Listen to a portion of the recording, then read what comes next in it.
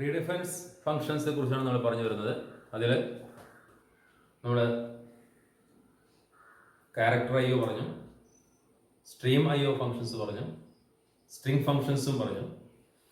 നാലാമത്തെ കാറ്റഗറിയാണ് mathematical functions. Mathematical functions അത് നമുക്ക് അരിത്തമെറ്റിക് ഓപ്പറേഷൻസ് അല്ല അരിത്തമെറ്റിക് ആയിട്ടുള്ള കാര്യങ്ങൾ കണ്ടുപിടിക്കാൻ കാണുന്നതിന് വേണ്ടിയുള്ള ഫങ്ഷൻസ് ആണ്. അതിൽ പ്രധാനമായും വരുന്ന മാത്തമാറ്റിക്കൽ ഫങ്ഷൻസ് മൂന്ന് തരത്തിലാണ്. ഒന്ന് ABS function, ABS, then SQR function, and another one is power function, POW. These are mathematical functions എന്നാണ് അറിയപ്പെടുന്നത്. ABS ആബ്സല്യൂട്ട് വാല്യൂ ആണ്. SQRT സ്ക്വയർ റൂട്ട് കാണാൻ, POW പവർ കാണാൻ ഫംഗ്ഷൻ. എന്താണ് ABS? ഒരു നോക്കാം. ABS ഉള്ള ഫംഗ്ഷൻ, ABS വാല്യൂ എന്ന് പറഞ്ഞാൽ ABS ഫംഗ്ഷൻ എന്ന് പറഞ്ഞാൽ it is used for finding absolute value of N integer. അതിന്റെ യഥാർത്ഥ മൂല്യം കണ്ടുപിടിക്കാൻ അല്ലേ. ഇപ്പോൾ ഫോർ എക്സാമ്പിൾ ABS എന്ന് പറഞ്ഞാൽ ഇപ്പോൾ ABS 25 എന്ന് പറഞ്ഞാൽ അതിന്റെ വാല്യൂ 25 എന്നുള്ള റിട്ടേൺ ചെയ്യും. ABS -25 എടുത്തു കഴിഞ്ഞാൽ അതിന് ആൻസർ എന്താ 25. അതായത് യഥാർത്ഥ സൈൻ ഇല്ലാതെ സാധാരണ നമ്മൾ 25 എന്ന് പറയുന്നത് പോസിറ്റീവ് +25 ആണ്. അപ്പോൾ സൈൻ ഒഴിവാക്കിയിട്ട് ആബ്സല്യൂട്ട് വാല്യൂ മാത്രം റിട്ടേൺ ചെയ്യാനുള്ള ഫംഗ്ഷനാണ് ABS വാല്യൂ ആണ് പറയുന്നത്. It is use to find the absolute value of ഇൻഡിജറിന്റെ ആബ്സല്യൂട്ട് വാല്യൂ കിട്ടുന്നതിന് വേണ്ടിയുള്ള ഫംഗ്ഷനാണ് ABS ഉള്ള function. It takes integer as argument. അതിൽ ഉള്ളിൽ വരുന്നത് അതിൽ ആർഗ്യുമെന്റ് വരുന്നത് ഇൻഡിജർ വാല്യൂ ആയിരിക്കണം, അല്ല ഇൻഡിജർ വേരിയബിൾ ആയിരിക്കണം. അതിന്റെ വാല്യൂ ആണ് എന്ത് ചെയ്യുക, യഥാർത്ഥ വില എന്ത് ചെയ്യും, റിട്ടേൺ ചെയ്യും. That is ABS function. പിന്നെ അനദർ ഫംഗ്ഷൻ FABS. ഇത് സാധാരണ ഇൻഡിജർ ആണെന്ന് പറഞ്ഞു. ഫ്ലോട്ടിംഗ് വാല്യൂയുടെ കേസിലാണെങ്കിൽ FABS ഒരു ഫംഗ്ഷൻ ഉണ്ട്. FABS അതിൻ്റെ ഒരു വേരിയേഷൻ ആണ് FABS ഉള്ള ഫംഗ്ഷൻ. അപ്പോൾ അതാണ് ABS ഉള്ള ഫംഗ്ഷൻ. നെക്സ്റ്റ് വൺ SQRT എന്നുള്ള ഫംഗ്ഷൻ. എന്താണ് SQRT? സ്ക്വയർ റൂട്ട് കാണാൻ അല്ലേ, സ്ക്വയർ റൂട്ട് കാണാനാണ്. അപ്പോൾ SQRT ഓഫ് 25 എന്ന് പറഞ്ഞാൽ ഉത്തരം എന്ത് കിട്ടും, 5 കിട്ടും. SQRT ഓഫ് 36 എന്ന് പറഞ്ഞാൽ 6 കിട്ടും. SQRT ഓഫ് 35 കൊടുത്തു കഴിഞ്ഞാൽ അതിന്റെ സ്ക്വയർ റൂട്ട് എത്രയാണോ അത് ദശാംശ സംഖ്യ ഉണ്ടാവും. അപ്പോൾ അതിനെ ഉള്ളിൽ വരേണ്ടത് എന്തായിരിക്കണം, ഒരു ഡബിൾ വാല്യൂ ആയിരിക്കും. കാരണം വാല്യൂ വലിയ വാല്യൂ വരും. ഫ്ലോട്ടിംഗ് പോലെ നിൽക്കില്ല, ഇൻഡിജർ നിൽക്കില്ല, ഡബിൾ ആണ് എൻ്റെ ആർഗ്യുമെന്റ് ആയിട്ട് വരിക. റിട്ടേൺ ചെയ്യുന്നു ഒരു ഡബിൾ വാല്യൂ ആയിരിക്കും. അതാണ് ഡബിൾ എന്നുള്ള ആർഗ്യുമെന്റ് ആണ് ഇതിൽ വരിക എന്ന് പറയുന്നത്. SQRT is used to find square root of a number. ഒരു നമ്പറിന്റെ സ്ക്വയർ റൂട്ട് കാണുവാനുള്ള ഫംഗ്ഷൻ ആണ് SQRT എന്നുള്ള ഫംഗ്ഷൻ. മനസ്സിലായി? മൂന്നാമത്തെ ഫംഗ്ഷനാണ് POW ഫംഗ്ഷൻ. എന്താണ്? പവർ കാണാൻ. പവർ കാണാന്ന് പറഞ്ഞാൽ ഇപ്പോൾ നമുക്ക് 2⁻3 2⁻3 അങ്ങനെ ഒരു സംഭവം കണ്ടെന്നാൽ എന്താ ഉദ്ദേശിക്കുന്നത്, 2 അല്ലേ. അപ്പൊ ഈ ഒരു സംഭവം നമുക്ക് കാണുന്നുണ്ടെങ്കിൽ, പവർ കാണുന്നുണ്ടെങ്കിൽ നമ്മൾ കൊടുക്കുക POW 2,3 കൊടുക്കുക. അപ്പൊ എന്താ C++ കൊടുക്കുമ്പോൾ ഈ 2⁻3 ഇങ്ങനെ എഴുതാൻ പറ്റില്ല നമുക്ക്. അങ്ങനെയുള്ള സാഹചര്യം വരുമ്പോൾ ഉപയോഗിക്കുന്ന ഒരു ഫംഗ്ഷൻ POW എന്നുള്ള ഫംഗ്ഷൻ, പവർ എന്നുള്ളത്. POW 2,3 എന്ന് പറഞ്ഞാൽ 2⁻3. ഇനി സ്ക്വയർ ആണല്ലോ, 2² ആണല്ലോ, POW 2,2 എന്ന് പറയാം. ഒന്നാമത്തെ ആർഗ്യുമെന്റ് എന്താണ് വാല്യൂ, അതിന്റെ പവർ ആണ്. ദാറ്റ് ഈസ് POW എന്നുള്ള function. This function is used to find the power of a number. ഒരു നമ്പറിന്റെ പവർ കണ്ടുപിടിക്കാനുള്ള ഫംഗ്ഷനാണ് POW എന്നുള്ളത്. അതിൽ 2 ആർഗ്യുമെന്റ്സ് ഉണ്ട് അല്ലേ, ശരിയല്ലേ? 2 ആർഗ്യുമെന്റ്സ് ഉണ്ട്. ഒന്ന് ഇവിടെ ജനറൽ ആയിട്ട് പറയുമ്പോൾ POW x, y. POW x, y എന്ന് കൊടുത്തു കഴിഞ്ഞാൽ ഇതിനർത്ഥം എന്താണ്, നമ്മൾ ഉദ്ദേശിക്കുന്നത് S⁻y അല്ലേ, S⁻y. It takes 2 arguments x and y. The argument x, argument y. രണ്ട് ജനറൽ ആയിട്ട് വാല്യൂസ് ഉണ്ടാവും അല്ലേ. That is POW. ഇതൊക്കെയാണ് മാത്തമാറ്റിക്കൽ ഫംഗ്ഷൻസിലെ പേര് അറിയപ്പെടുന്നത്. മാത്തമാറ്റിക്കൽ ഫംഗ്ഷൻസ് 3 മാത്തമാറ്റിക്കൽ ഫംഗ്ഷൻസ് ആണ് നമുക്ക് പഠിക്കാനുള്ളത്. ഏതൊക്കെയാണ്? ഒന്ന് ABS ഫംഗ്ഷന്, 2 SQRT, വേറൊന്ന് POW. സിമ്പിൾ ആയിട്ടുള്ള ഫംഗ്ഷൻസ് ആണ് അല്ലേ? ABS ഉള്ള ആബ്സല്യൂട്ട് വാല്യൂ കിട്ടുന്നതിന് വേണ്ടി, POW എന്നുള്ള പവർ കണ്ടുപിടിക്കുന്നതിന് വേണ്ടി, SQRT എന്നുള്ള സ്ക്വയർ റൂട്ട്, SQRT SQR അല്ല, SQRT സ്ക്വയർ റൂട്ട് കണ്ടുപിടിക്കാനുള്ള ഫംഗ്ഷനാണ്. സ്ക്വയർ കണ്ടുപിടിക്കാൻ പവർ ഉണ്ട്, POW യൂസ് ചെയ്ത് ചെയ്യാൻ പറ്റും. നെക്സ്റ്റ് ക്യാരക്ടർ ഫംഗ്ഷൻസ് ആണ്. കുറച്ച് ക്യാരക്ടർ ഫംഗ്ഷൻസ് നമുക്ക് പഠിക്കാനുണ്ട്. അത് ക്യാരക്ടറുമായി ബന്ധപ്പെട്ട, നമുക്ക് അപ്പർ കേസ് ആണോന്നും അത് ലോവർ കേസ് ആണോന്നുള്ളതും അങ്ങനെ ക്യാരക്ടറുമായി ബന്ധപ്പെട്ട ചില ഫംഗ്ഷൻസ് ആണ് ക്യാരക്ടർ ഫംഗ്ഷൻസ് എന്നുള്ള പേരിൽ അറിയപ്പെടുന്നത്. പറയുന്നു these functions are used to perform various operations on characters. ക്യാരക്ടറോട് ബന്ധിച്ച് വരുന്ന ചില പ്രവർത്തനങ്ങളെ നടത്താൻ വേണ്ടിയിട്ടാണ് ഈ ഫംഗ്ഷൻസ് യൂസ് ചെയ്യുന്നത്. അത് ഓരോന്ന് നോക്കാം. ഒന്ന് ഈസ് അപ്പർ എന്നൊരു ഫംഗ്ഷൻ. ഈസ്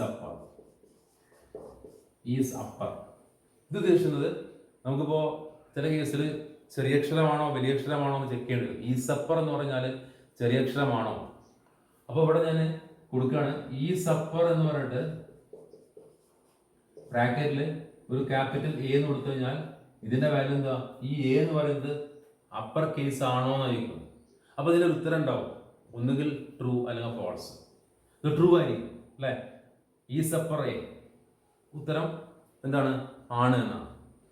അതേപോലെ തന്നെയാണ് ഈസ് ലോവർ. അപ്പൊ ഇവിടെ ഈസ് അപ്പർ സ്മോൾ ലെറ്റർ കൊടുത്തു കഴിഞ്ഞാലോ, is upper small letter A കൊടുത്തു കഴിഞ്ഞാൽ ഫോൾസ് ആയിരിക്കും വരിക. അപ്പൊ ഈസ് അപ്പർ ഫംഗ്ഷൻ എന്തിനു വേണ്ടിയിട്ടുള്ളതാണ് അവിടെ പറയുന്നത്? This function is use to check whether character is upper case or not. Upper case ആണോ അല്ലയോ എന്നുള്ളത് സൂചിപ്പിക്കുന്നു. It returns two values mainly either 1 or 0. 1 എന്ന് പറഞ്ഞാൽ ട്രൂ ആണ് ഉദ്ദേശിക്കുന്നത്, 0 എന്ന് പറഞ്ഞാൽ ഫോൾസ്. അപ്പോൾ 1 ആവുന്നത് എപ്പോഴാണ്? അപ്പർ കേസ് ആണ്, ട്രൂ ആണെങ്കിൽ അല്ലേ, അല്ലെങ്കിൽ 0 കിട്ടുകയും ചെയ്യും. ഈസ് ലോവർ എന്നുള്ള ഫംഗ്ഷൻ ഉണ്ട്. അതെന്താണ് ഉദ്ദേശിക്കുന്നത്? Is lower is used to check whether character is lower case or not അല്ലേ, അല്ല ആണ് ലോവർ കേസ് ആണോ അല്ലയോ എന്നുള്ളത് ചെക്ക് ചെയ്യാൻ വേണ്ടിയിട്ടാണ്. ഇതിന്റെ രണ്ടിന്റെ എക്സാമ്പിൾസ് നിങ്ങളുടെ ബുക്കിൽ കൊടുത്തിട്ടുണ്ട്. സിമ്പിൾ ആയിട്ടുള്ള ഫംഗ്ഷനാണ്. അത് ജസ്റ്റ് വായിച്ചു നോക്കിയാൽ തന്നെ മനസ്സിലാക്കാൻ പറ്റും. അപ്പർ കേസ് ആണോ എന്ന് ചെക്ക് ചെയ്യുന്നതിന് വേണ്ടിയാണ് ഈസ് അപ്പർ, ലോവർ കേസ് ആണോ അല്ലയോ എന്നുള്ളത് ചെക്ക് ചെയ്യാനാണ് is lower. Then is alpha. This other function is is alpha. എന്താണ്? This function is used to check whether the given character is alphabet or not. Alphabet ആണോ അല്ലയോ? അപ്പോൾ is alpha of 2 എന്ന് കൊടുക്കും. ഇതിൽ ഉത്തരം വരിക ഫോൾസ് ആണ്. അല്ലെ, സി പ്ലസിൽ ട്രൂ ഫോൾസ് എന്നുള്ള ഇതിനെ സൂചിപ്പിക്കുന്നതിന് വേണ്ടി 1 0 ആണ് പറയാം.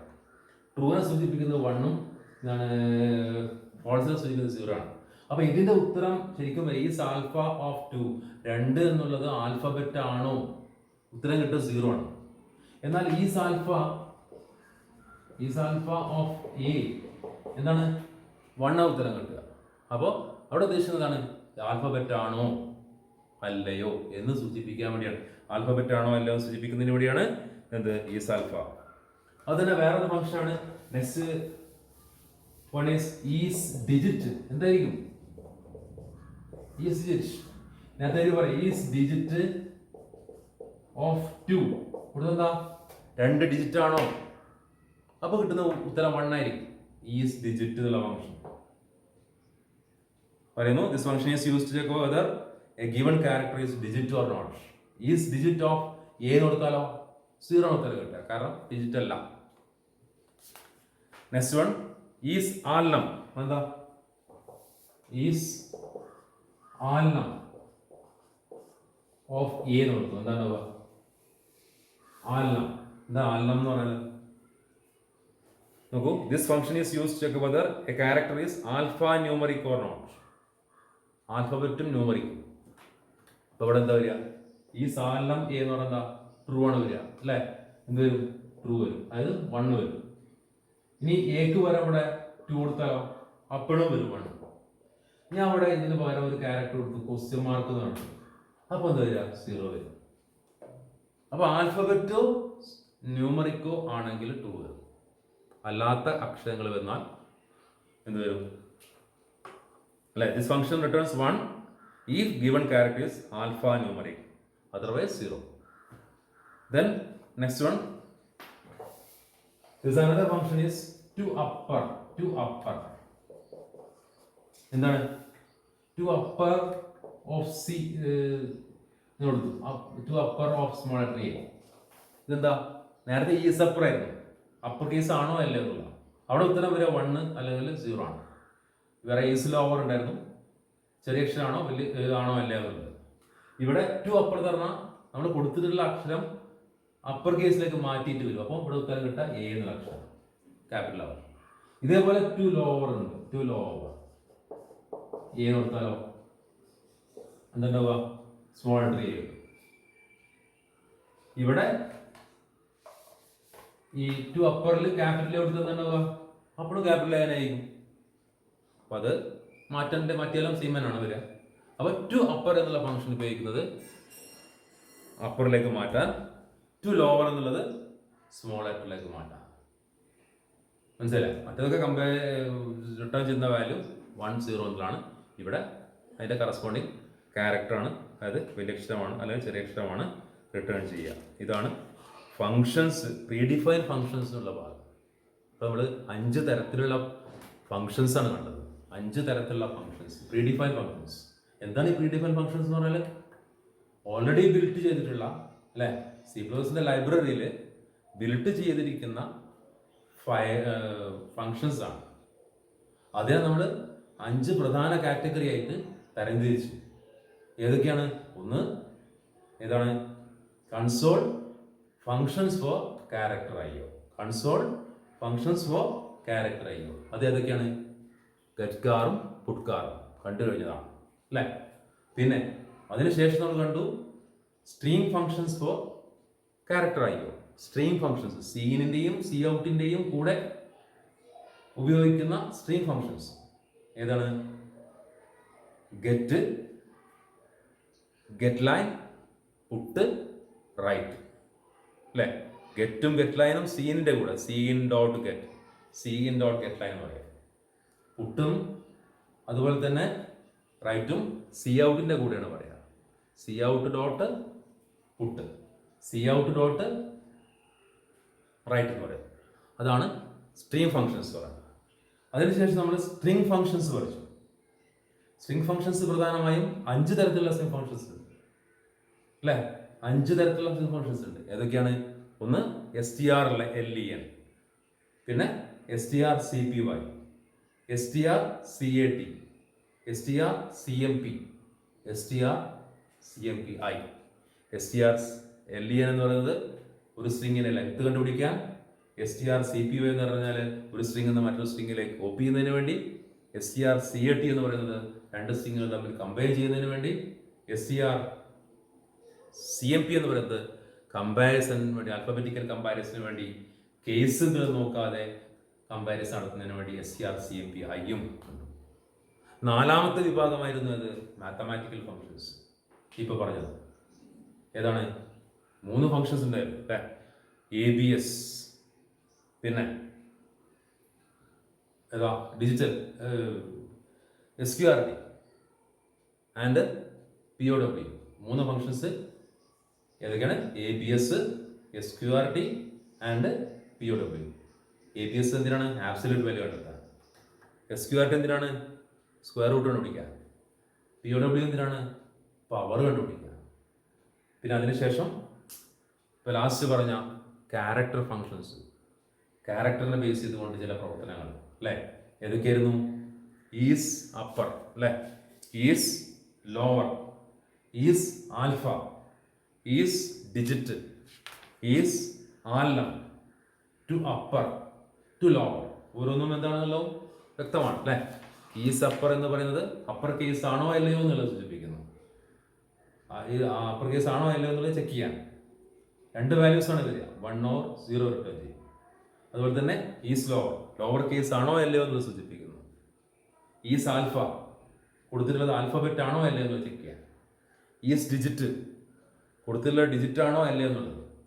അതോടൊപ്പം തന്നെ ഈ സാലനം ആൽഫബറ്റോ ന്യൂമറിക്കോ ആണോ എന്നുള്ളത് ചെക്ക് ചെയ്യാൻ. ഈ പറഞ്ഞതെല്ലാം തന്നെ എന്താണ് 1 or 0 ആണ് റിട്ടേൺ ചെയ്യുക. ടു അപ്പർ ടു ലോവർ എന്നുള്ള രണ്ട് ഫങ്ഷൻസ് അപ്പർ കേസിലേക്ക് മാറ്റാൻ ഒരു അക്ഷരത്തെ, ലോവർ ചെറിയ അക്ഷരത്തെ വലിയ അക്ഷരമാക്കാൻ, വലിയ അക്ഷരത്തെ ചെറിയ അക്ഷരമാക്കാൻ ടു ലോവർ എന്നുള്ള ഫങ്ഷൻസ്. ഇതെല്ലാം ആണ് നമുക്ക് പഠിക്കാനുള്ള പ്രീഡിഫൈൻഡ് ഫങ്ഷൻസ്. ഇനി നമുക്ക് ഞാൻ ആദ്യം പറഞ്ഞത് ഫങ്ഷൻസിൻ്റെ ചാപ്റ്റർ കൊടുക്കുമ്പോൾ ഫങ്ഷൻസ് നമ്മൾ 2 തരമുണ്ട്.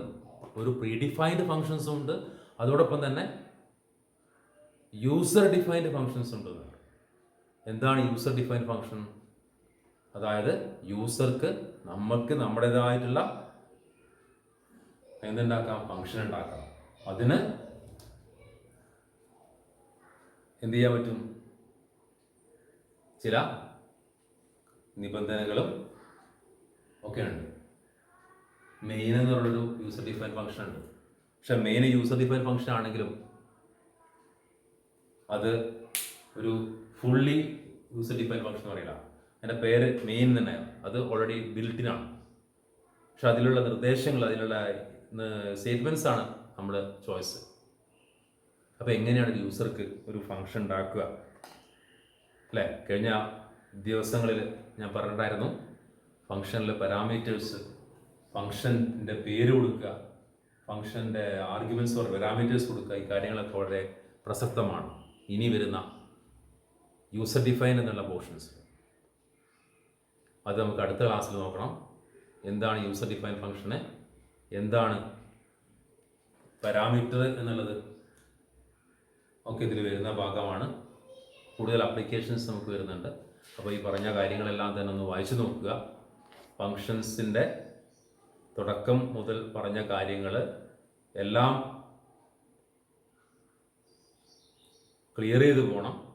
കാരണം യൂസർ ഡിഫൈൻ ഫങ്ഷൻസ് എന്നും പാരാമീറ്റേഴ്സ്, ആർഗ്യുമെൻറ്റ്സ്, അത് തന്നെ അതിൽ വരുന്ന അവസാനത്തെ ഭാഗം വളരെ പ്രധാനപ്പെട്ട ഒരു പോർഷനാണ്. How to create a function and how to call a function എന്നൊക്കെ പറയുന്ന കാര്യം. അപ്പോൾ അത് മനസ്സിലാകണമെന്നുണ്ടെങ്കിൽ ഈ പറഞ്ഞ കാര്യങ്ങളെല്ലാം തന്നെ ഒന്ന് വായിച്ചു വെക്കുക. മനസ്സിലായില്ലെങ്കിൽ മുമ്പൊക്കെ പറയാറുള്ളത് പോലുള്ള രീതിയിൽ അത് ക്ലിയർ ചെയ്ത് പോവുക. ഓക്കെ, അടുത്ത ക്ലാസ്സിൽ ഈ യൂസർ ഡിഫൈൻ ഫങ്ഷൻസ് എന്നുള്ള ഭാഗമാണ് ഹാൻഡിൽ ചെയ്യുക. അതുവരെ ബൈ.